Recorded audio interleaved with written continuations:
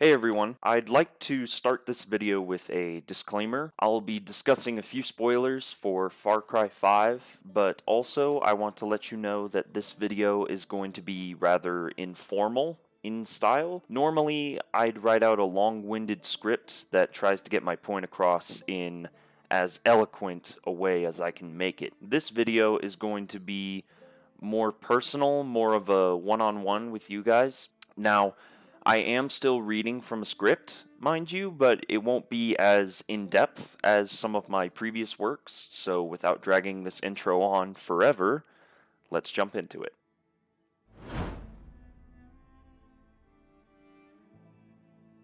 Far Cry 5 was released earlier this year to a rather divided reception.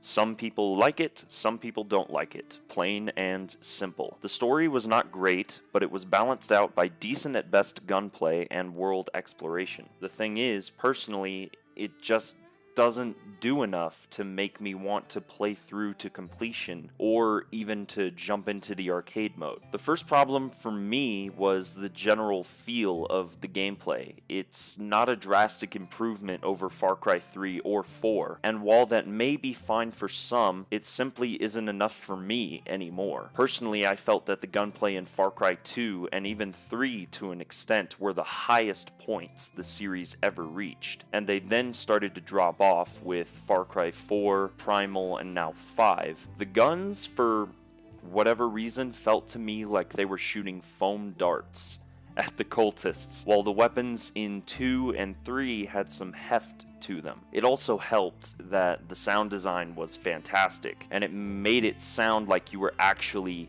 raining lead on your enemies. The second problem for me is the exploration of the open world. To its credit, Hope County is a beautiful and vibrant place to explore. However, the ways that I explored the map weren't much different from how I explored Rook Island or Kirat, despite Far Cry 5 ditching the minimap from 3 and 4 and replacing it with a Skyrim-style compass, which should, in theory, allow the player to keep their eyes on what's in front of them and admire the detail put into every nook and cranny of the game world. But it's still the same old Ubisoft design through and through, which again, may be enough to tide over some players and diehard fans of the Ubisoft franchises, but I'm tired of it personally, even if Far Cry 5, to its credit, incorporates the most refined version of the Ubisoft formula we've seen. There are plenty of markers on the map, though not as many as previous games, which is a small improvement, but that's not saying much. The Ubisoft formula is one that works